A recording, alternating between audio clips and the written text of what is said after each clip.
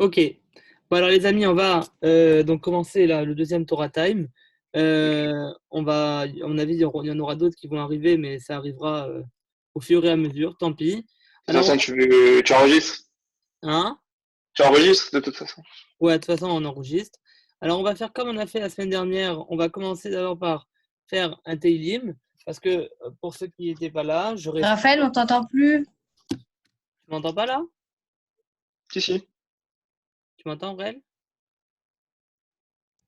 Oui, oui, c'est bon, pardon. Là, je Ouais. t'entends. Donc, on va commencer comme j'ai expliqué la semaine dernière. En fait, on va essayer de faire en même temps, on va faire donc la Mishnah qu'on avait vue la semaine dernière, Torah, Tfila et Tzedaka. Donc Torah, ça va être le cours que Raphaël Attali et l'intervention de Aurel qui vont nous donner aujourd'hui. La Tfila, on va lire un Teilim ensemble pour faire occasion de Tfila et en même temps faire pendant le confinement Refoua Shlema pour tous les malades. Et ensuite, je mettrai en votre nom, comme j'ai fait la semaine dernière, en votre nom à tous, je mettrai une pièce à la tzedaka. Alors, on va commencer donc, avant de laisser la parole à Raphaël Attali, on va commencer par le Teilim que je vous ai mis à l'écran.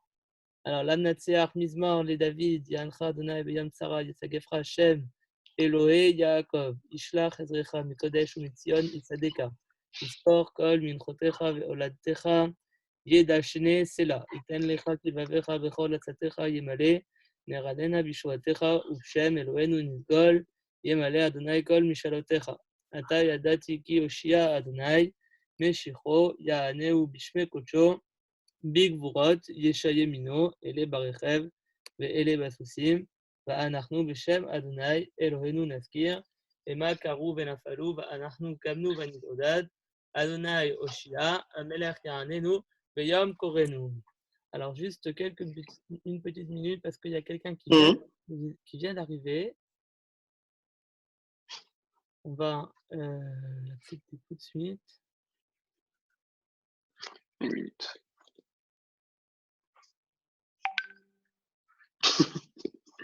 Voilà. C'est bon? Voilà, normalement c'est bon.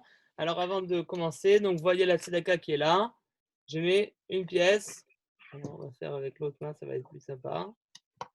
Voilà, une pièce à la tzedaka. J'en mets deux, comme ça moi vous les avez vus. Et maintenant, Magnifique. on laisse la parole à Raphaël. Allez, À toi de jouer. ça marche. Très bien. Alors, donc bonjour à tous.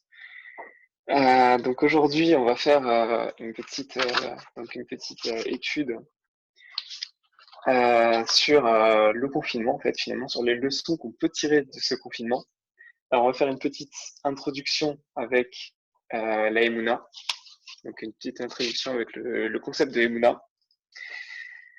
Ensuite, on va voir un petit peu tout ce que finalement, qu'est-ce qu'on a appris finalement du confinement, dont justement un dernier point qui est extrêmement présent dans la paracha de cette semaine, donc Kedoshim, donc cette semaine on a Haremot Kedoshim, donc un point qui est extrêmement important dans cette paracha, et donc on va un peu plus parler dessus.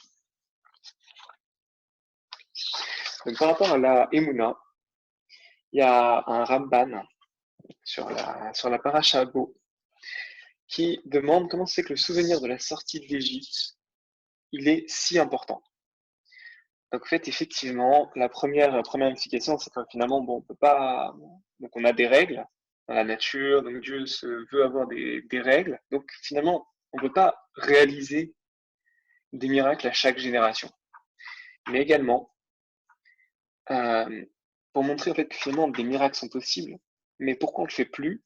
Parce qu'il y a un danger de croire que la Emouna, donc la foi, elle est conditionnée par des miracles. Donc on peut pas, en fait, concrètement, le jour, on ne verra plus ces miracles.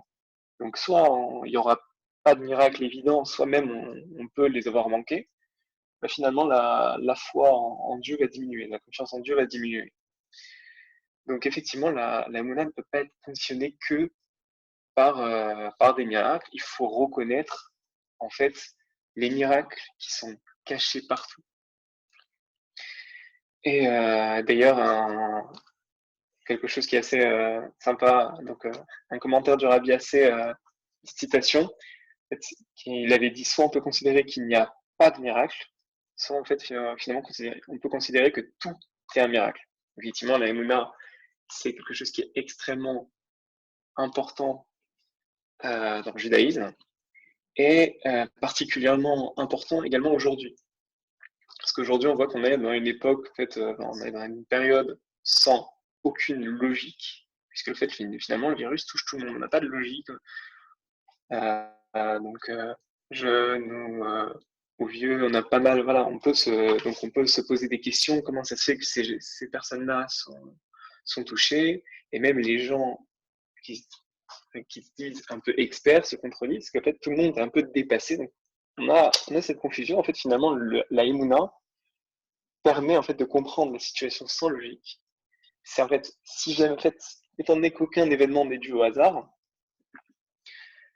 donc il faut encore plus se dire, bah voilà, tout est entre les mains de Dieu. Si jamais il fait ça sans aucune logique, bon, on a confiance en lui. Donc en fait, c'est vraiment une leçon de Emouna. Et alors, petite parenthèse, dans le Sefer Chovot Alvavot de Rabbeinu Bechaye, on dit qu'un homme voit la main de Hachem selon le niveau de confiance qu'il a en lui. Donc pour voir vraiment la main de Dieu, il faut vraiment lui faire une confiance absolue. Et il va même plus loin, on est livré à ceux en qui on a confiance. Il dit, non, bon, Dieu, je ne sais pas s'il va faire quelque chose, moi je fais confiance à la médecine, donc effectivement, en fait, étant donné qu'on est livré à ceux en qui on a confiance, donc finalement, on va être livré au système de médecine, on va être livré aussi à ses aléas. Donc effectivement, il faut avoir confiance en Dieu et avoir confiance que Dieu a guidé la médecine pour qu'on soit justement soit guéri, tout ça. Donc effectivement, bien sûr, ne pas négliger les efforts et réflexions. Donc bien sûr, il faut toujours chercher à trouver un vaccin. C'est toujours, il ne faut pas se dire il n'y a que Dieu. Enfin, Dieu va tout faire, etc. Parce que finalement, quelque chose d'assez marrant que j'avais entendu, c'est que la première mitzvah qui n'est pas écrite dans la Torah, c'est finalement ne sois pas bête. C'est sois intelligent, bon, fais ce qu'il faut pour pas fais ce qu'il faut pour pas te mettre en danger, mais sans rentrer justement dans le piège de l'intelligence, sachant que voilà, savoir que c'est Dieu qui mène quand même qui mène la barque. Donc effectivement, donc comme on dit, finalement donc pourquoi c'est aussi important cette émouna, c'est juste pour voir qu'en fait tout va dans le sens de l'évolution du monde. Donc effectivement, il faut rester en sécurité, mais il ne faut pas non plus d'ailleurs tout ce qui arrive est justifié. D'ailleurs, comme je vais reprendre les mots de notre rabbin Marozov, qui avait dit on peut, quelque chose que j'avais beaucoup aimé, on peut se poser des questions, mais pas remettre en question.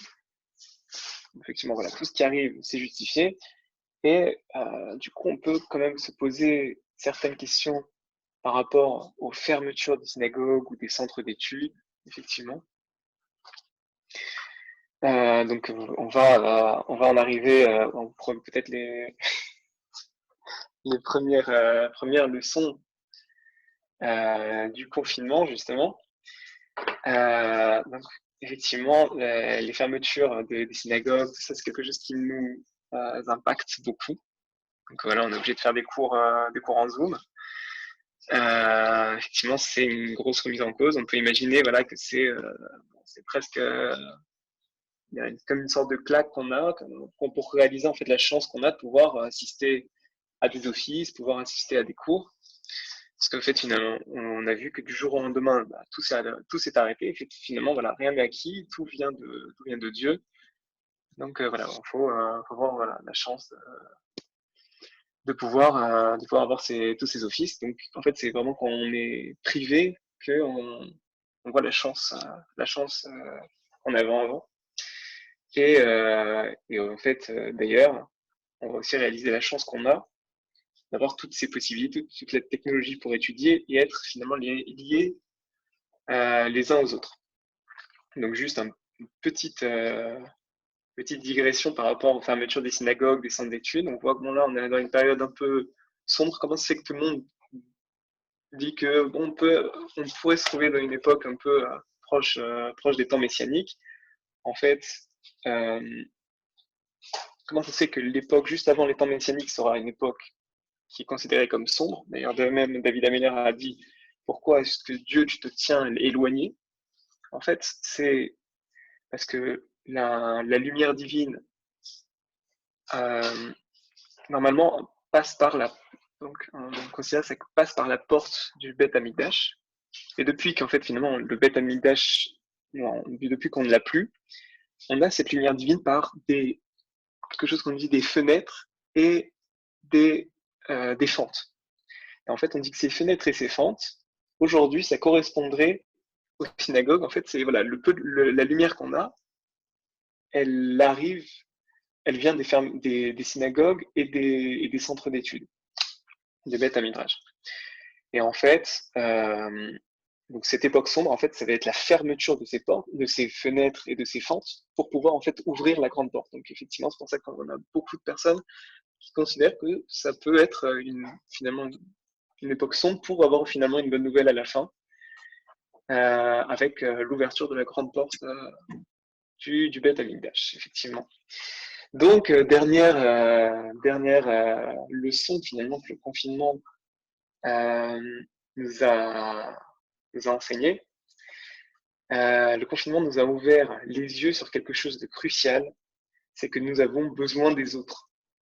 Donc, on voit bien, on utilise plein de moyens technologiques pour être vraiment le plus proche possible de tout le monde. On voit qu'il y a même alors je ne sais pas si c'était vrai ou pas, il y avait des gens qui avaient démenti, mais même le CDR de Pessar avait été autorisé par certains en Zoom, donc pour montrer vraiment l'importance d'être ensemble. On a vu que les fêtes de Pessar, c'était vraiment pas du tout la même chose, parce qu'on voilà, on était en effectif réduit. Donc finalement, nous avons vraiment besoin des autres, et c'est précisément le thème de la paracha de cette semaine, Kedoshim. Et la paracha de cette semaine, d'ailleurs, donc très connue de beaucoup de personnes, puisque c'est dans cette paracha qu'on a « Tu aimeras ton prochain comme toi-même ». Donc effectivement, intéressant. Donc, je vais juste voir un petit peu qu'est-ce qu'on a en fait dans cette paracha. Donc, on a la paracha qui commence, donc l'Éternel, Dieu qui dit à Moïse, parle à l'assemblée des enfants d'Israël, tu leur diras, Kedoshim Tiou, vous serez saints, car je suis saint, moi l'Éternel, votre Dieu. Donc, on a ça, et c'est l'introduction à toutes les lois fondamentales entre l'homme et son prochain, qui vont être énumérées très rapidement. Donc, vous laisserez le coin de votre champ pour le pauvre, vous ne volerez pas, vous ne mentirez pas, vous ne mettrez pas d'obstacle devant l'aveugle, vous ne maudirez pas le sourd, vous ne ferez pas d'injustice, vous n'irez pas de colporter, et bien sûr, tu aimeras ton prochain comme toi-même. Donc, effectivement, la mitzvah, probablement, je pense, la plus célèbre. Et donc, en fait, on voit tout le côté éthique de la Torah. Donc, on a énormément de mitzvot. Donc, on a bien sûr les mitzvot qui vont être envers Dieu, mais également les mitzvot qui vont être envers son prochain. Donc, rien de spécial, vous me direz. Mais en fait, il y a quelque chose qui est extrêmement frappant dans cette paracha, c'est comment les lois qui concernent les rapports entre l'homme et son prochain, et les lois qui concernent le comportement de l'homme envers Dieu, toutes ces lois, elles ne sont pas séparées. Elles sont vraiment entrelacées les unes aux autres. Donc, effectivement, donc voilà, on a d'autres systèmes qui pourraient dire, voilà, soit on a l'aspect religieux, soit social, et là, on a vraiment les deux, mais pas séparément, on a vraiment les deux qui sont ensemble. Donc, je vais vous lire tout simplement. Donc, on voit, il est très intéressant de remarquer beaucoup de versets sur les relations entre l'homme et son prochain sont conclus par « Je suis l'Éternel ». Un des plus connus, c'est « Vous craindrez votre mère et votre père ». et vous observerez mes Shabbats, je suis l'Éternel votre Dieu. Donc, on a d'un côté, vous craindrez votre père et votre mère, ce qui est quelque chose d'assez, finalement, enfin, c'est une loi morale qui semble assez évidente. Et dans le même verset, juste après, vous observerez mes Shabbats, je suis l'Éternel votre Dieu. Quelque chose qui est pas du tout évident, qui est justement quelque chose que Dieu nous a donné directement. Donc en fait, on peut dire que il y a une leçon vraiment subtile à tirer de cette juxtaposition des deux textes. En fait, Dieu, il est impliqué autant dans tout ce qui est éthique que dans tout ce qui est culture religieuse. Et en fait, donc, bien sûr, n'hésitez pas à me couper si jamais vous avez besoin que je répète un petit peu, c'est une partie un peu technique. Donc voilà, en fait, on a dans le verset que je viens de lire, vous craindrez votre mère et votre père et vous observerez mes Shabbats. On a d'un côté la loi morale la plus évidente, le respect des parents, et d'un autre côté la loi la plus rituelle qui soit dans le même verset. Et comme pour dire en fait que c'est la même chose en fait, l'un et l'autre. Quand on dit je suis l'Éternel, Dieu il est impliqué. Donc vraiment, Dieu il est impliqué complètement dans les relations entre l'homme et son prochain. Donc effectivement, c'est quelque chose d'extrêmement important. C'est quelque chose d'extrêmement important, notamment. Alors, effectivement, donc pourquoi c'est aussi important? On dit même que, donc je pense que certains connaissent cette histoire, on dit même que c'est tellement important, le commandement, le commandement tu aimeras ton prochain comme toi-même est tellement important, que, donc, je vais vous raconter une histoire, vous allez voir l'importance de ce commandement. Donc, je vais vous dire directement, donc un païen est venu devant Shamaï, il lui a dit convertis-moi à condition que tu m'enseignes la Torah tout entière pendant que je tiens sur un pied. Donc sur ce, Shamaï l'a renvoyé directement avec le bâton qu'il nous donne dans la main.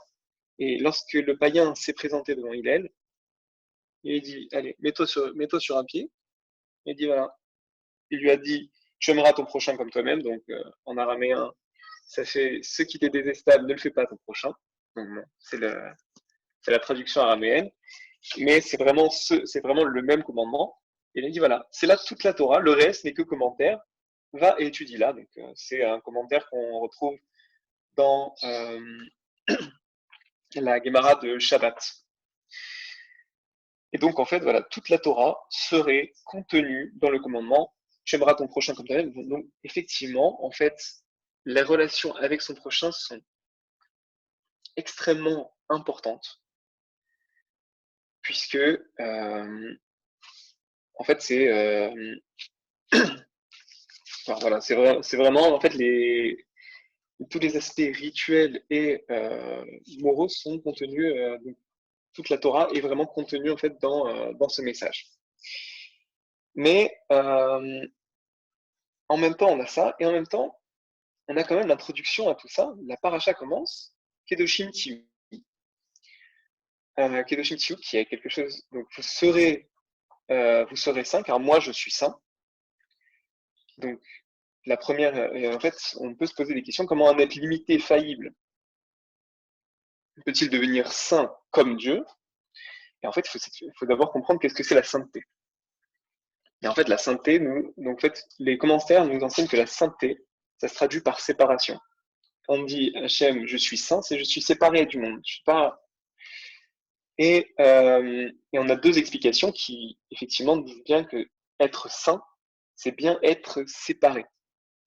Donc, Rashi va dire, nous devons nous séparer, nous préserver, donc tout particulièrement des interdits, toutes les relations interdites. C'est juste, effectivement, la paracha précédente, Acharemot, elle conclut avec toute la liste des relations interdites. Donc, effectivement, on doit se séparer des autres pour ne pas avoir, comment dire, pour vraiment nous préserver de ce que d'autres personnes pourraient, enfin, d'autres coutumes. qui sont prohibés dans le judaïsme. Et Narmanide, interprète différemment le mot saint, qui explique en fait, voilà, il faut éviter l'excès, donc il faut se séparer de l'excès, et donc c'est de là que viennent toutes les séparations, toutes les barrières. On dit souvent, en fait, on ne fait pas ça de peur qu'on puisse transgresser après. Donc effectivement, c'est être saint, c'est vraiment se mettre des barrières pour ne pas être à la limite de la transgression. C'est vraiment se mettre un peu plus loin pour vraiment respecter les commandements de Dieu. Et donc finalement, dans les deux cas, aussi bien pour aussi bien pour les deux, donc il nous est demandé d'être saints, d'être séparés. Et effectivement, effectivement, on doit être séparés. Donc, ce qui est bizarre, puisqu'on dit on doit aimer notre prochain comme soi-même, donc on doit vraiment être, j'ai envie de dire, proche de l'autre, en même temps séparé. Donc,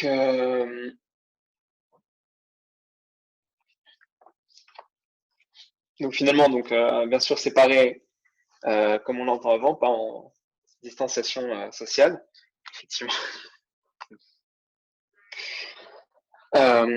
Et en fait, justement, pour dire que saint veut dire séparé, on pourrait être amené en fait à penser que pour être saint, ben, il faille vivre dans des lieux les plus désertiques pour méditer, se tenir loin des hommes et du monde.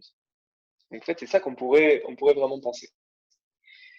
Et justement, pour montrer toute l'importance en fait d'être en communauté, pour apprendre ce message de je suis saint,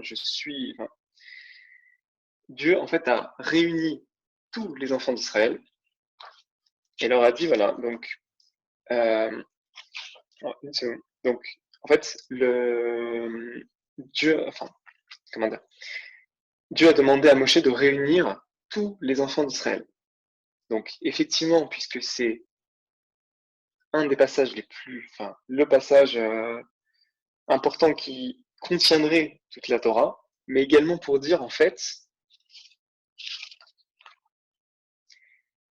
le passage a été enseigné publiquement pour nous faire comprendre qu'en fait la sainteté, elle se trouve dans la communauté. Donc effectivement, toute cette séparation, c'est une séparation, j'ai envie de dire, morale, mais pas une situation en aucun cas physique avec les personnes. Donc il faut vraiment être toujours rester proche de ces personnes. Donc c'est exactement ce qu'on fait. Donc effectivement, le cours s'articule extrêmement bien avec l'initiative d'aujourd'hui, donc de réunir toute la communauté autour de cours de Torah. Donc voilà, donc vraiment la sainteté se trouve dans la communauté. Je pense que à l'issue du confinement, on pourra tous voir la chance qu'on a d'être dans notre communauté et voir la chance également d'avoir les contacts qu'on a avec les personnes autour de nous. Voilà, je te laisse, Raphaël, la parole. Ou peut-être directement Aurel. Ouais, non, Ça, ouais, exactement. Alors avant, oula, il y a de l'écho. Merci à Raphaël Attali, merci beaucoup. C'est vrai que c'est très important et pour ceux qui ont lu les Pirkei Avot hier, le deuxième chapitre, parce que vous savez, on a expliqué la semaine dernière que chaque semaine, entre Bessar et Shavuot, on lit un chapitre des Pirkei Avot, les Maximes des Pères, et il y avait une Mishnah. Et avant de laisser la parole à Aurel, je voudrais juste citer cette Mishnah que je m'étais promis de vous citer parce que c'est totalement en lien avec, avec le cours qu'on a fait la semaine dernière et avec ce que Raph vient de dire. La Mishnah dit la chose suivante, elle dit « Ne vous écartez pas de la communauté ». Et ça, c'est vraiment très intéressant, c'est très important. Et vous savez, surtout en ce temps de confinement, on avait expliqué qu'il y avait trois principes, Torah, Tfilah, Tzedaka. Et Torah, Tfilah et Gemilut Rasadim, on avait dit. La Mishnah dit comme ça. Et on avait dit, qu'est-ce que c'est Gemilut Rasadim? Alors, Gemilut Rasadim, le commentaire du Rav Barthénoura dit que Gemilut Rasadim, c'est en général rendre visite aux malades ou faire de l'hospitalité. Et là, du coup, on avait posé la question, mais comment on peut essayer d'accomplir ce principe de faire des actions de bonté envers son prochain, comme on vient de dire. Et je sais qu'Aurel va parler du Ahavat Israël. C'est une notion qui est très importante, dont on a commencé à parler là avec Raphaël et que Aurel va poursuivre. Et ben justement, ce Gemilut Rasadim, ce Ahavat Israël qui fait partie de ce principe de Gemilut Rasadim, c'est justement le fait de rester en contact, de ne pas s'écarter, comme dit la Mishnah, de la communauté, de toujours rester en contact, de toujours être... Allô, vous m'entendez toujours là? Oui, c'est bon, vas-y. Ouais, ouais. De toujours être en contact, de toujours rester en contact, de toujours ne pas s'écarter de la communauté. Et j'en profite parce que j'ai parlé avec Simon, notre rabbin, cet après-midi. On va mettre en place, et on a déjà commencé à mettre en place, des offices et des réunions par Zoom qui vont devenir quotidiennes et régulières. Notamment, une qui il me paraît importante avant de parler de l'événement de Yom Ha'atzmaut de mardi. Il y aura à partir de, ça a déjà eu lieu ce vendredi et ça continuera tous les autres vendredis. À 19h, il y aura un Zoom avec Mincha et Kabbalat Shabbat, tous ensemble. Comme on n'a pas la possibilité de se réunir à la synagogue, on a décidé voilà, de faire en Zoom via les réseaux et via tout ce qu'on a commencé à faire depuis le début de ce confinement, un office de Mincha et de Kabbalat Shabbat avec un petit Dvar Torah de la part de notre rabbin. Donc, ce sera tous les vendredis à 19h. Et il y aura bien évidemment d'autres réunions, que ce soit pour les jeunes, pour l'ensemble de la communauté. Mais ce qui me paraît aussi important à dire, et je laisse après la parole à Aurel parce que j'ai beaucoup déjà trop parlé, ce qui me paraît important à dire également, c'est que on va continuer, et c'est ça l'important, c'est de continuer à perdurer les activités qu'on avait même l'habitude de faire quand on était tous réunis dans la communauté, à savoir l'activité de Yom Ha'atzmaut et de Yom HaZikaron, qui sera bien évidemment célébrée encore une fois cette année dans la communauté, avec un Zoom et un live avec les réseaux qui sera retransmis sur d'autres réseaux, peut-être YouTube, où on n'a pas encore tout planifié, mais c'est en cours de planification. En tout cas, un live qui sera Zoom, qui sera fait mardi à partir de 19h, avec une cérémonie de Yom HaZikaron et des animations de Yom HaAtzmaut avec des vidéos explicatives, des intervenants, des petites surprises très sympathiques qui aura lieu voilà, ce mardi à 19h. Donc voilà, n'hésitez pas à continuer à garder le lien, que ce soit le lien entre vous, que ce soit le lien avec nous, avec la communauté. Et ne vous écartez pas de la communauté, surtout en cette période de confinement. C'est important de se donner des nouvelles, de savoir comment chacun va et de toujours voilà, rester ensemble parce que vous savez que le peuple juif, c'est un seul homme dans un seul cœur. Aurel, c'est à toi.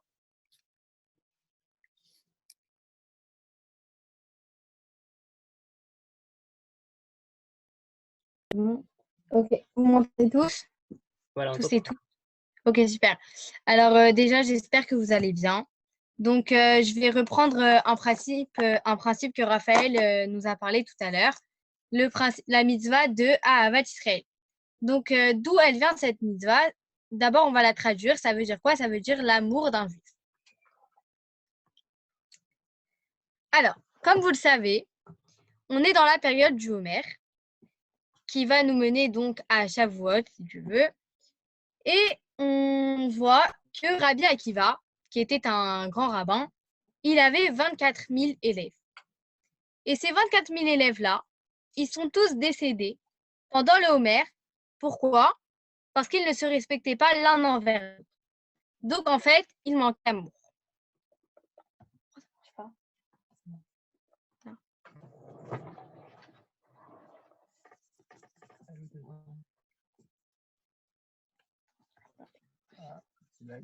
Bon. Alors, comme nous l'a dit Raphaël, okay. dans une semaine, nous lirons la parashat Kedoshim. Donc, cette paracha, elle nous oblige à aimer son prochain comme soi-même. Donc, elle nous dit, tu ne te vengeras pas et tu ne garderas pas rancune aux enfants de ton peuple. Tu aimeras ton prochain comme toi-même. Je suis Hachem. Mais on regarde vraiment la phrase, tu aimeras ton prochain comme toi-même. Est-ce que c'est vraiment possible d'aimer son prochain comme nous, on s'aime? Alors, on va répondre à cette question. Donc, Rabbi Akiva, il nous rapporte que c'est un très grand principe de la Torah. Alors, du coup, je vais reprendre l'histoire que Raphaël nous a racontée. Et je ne sais pas s'il y a des nouveaux qui sont venus. Donc, du coup, je vais vous la raconter. C'est du nouveau. Donc, c'est l'histoire d'un homme qui veut se convertir. Et du coup, il va voir Shammai, qui était un grand rabbin, et il lui dit, je veux me convertir à une seule condition, que toi tu m'apprennes la Torah, et moi je me tiens sur un pied. Alors, du coup, Shammai, il comprend pas, et qu'est-ce qu'il fait? Il le fait fuir à coups de bâton, comme il nous l'a dit Raphaël. Et ensuite, cette même personne-là, elle va voir un autre brave qui s'appelle Hillel, qui lui était plus patient. Il se dit peut-être il arrivera à répondre à ma question et à m'apprendre toute la Torah. Donc, qu'est-ce qu'il fait? Il va le voir, il lui demande exactement la même question. Et qu'est-ce qu'il lui répond, Hillel? Il lui répond, ne fais pas à ton prochain ce que tu ne voudrais pas que l'on te fasse.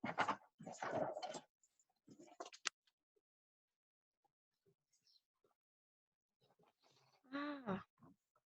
Attendez, vous ne voyez pas là le partage? Si, on voit très bien.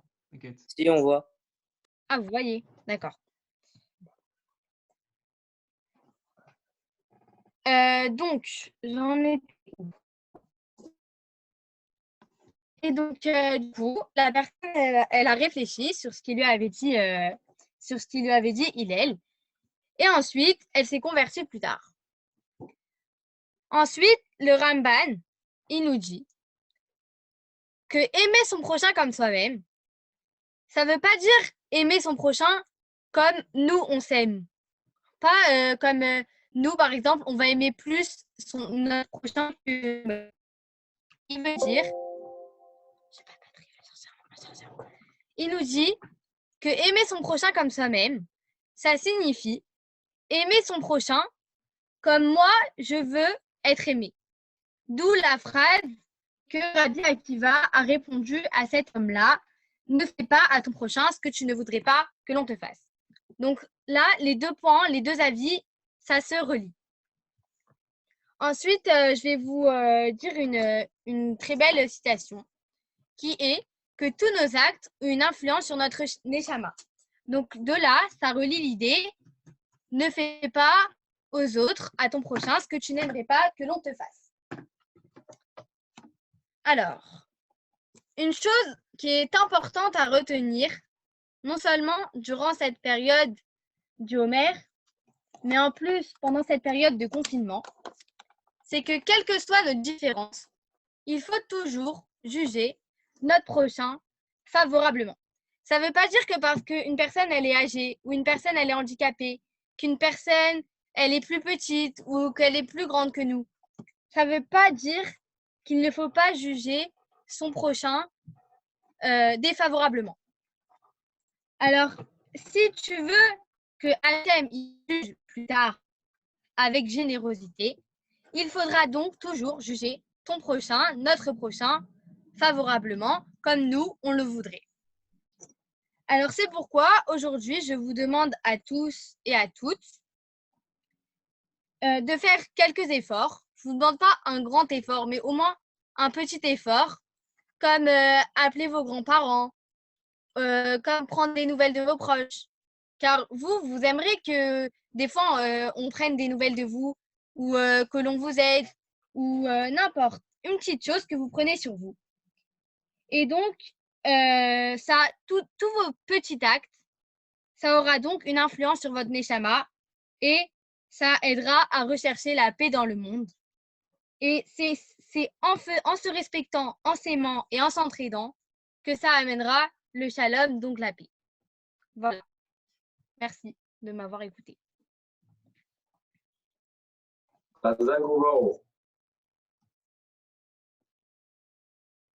Vous m'entendez Je là? laisse la parole à Raphaël. Voilà. Alors, merci beaucoup, Aurel. Très, très, très bien. Franchement, c'est très bien. Ça fait depuis 2 semaines que là, on a des très belles interventions de haut niveau. Est-ce qu'il y a quelqu'un qui veut parler la semaine prochaine? Alors, la théorie voudrait que ce soit Aurel qui nomine quelqu'un. Ah, la théorie. Si tu veux pas nominer quelqu'un, je peux nommer quelqu'un. J'ai une idée en tête. Vas-y, nomine quelqu'un. Est-ce que Avi, tu veux parler la semaine prochaine? J'avais la même idée en tête. Voilà.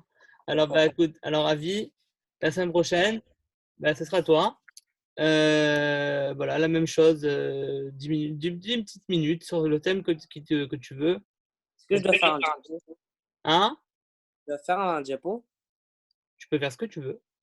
Ah, c'était pas obligé le diapo. Non, non, non. Non, t'inquiète. Non, non, tu peux faire ce que tu veux. Voilà, ça prend 5-10 minutes. Ok, pas de problème. Quitte même, si tu veux, ça a besoin de plus de temps, tu prends plus de temps, mais en tout cas, voilà. Ça peut être en lien avec le cours d'avant. Mais oui, oui, ça peut être en lien. Alors après, je sais pas qu'est-ce qui va parler la semaine prochaine.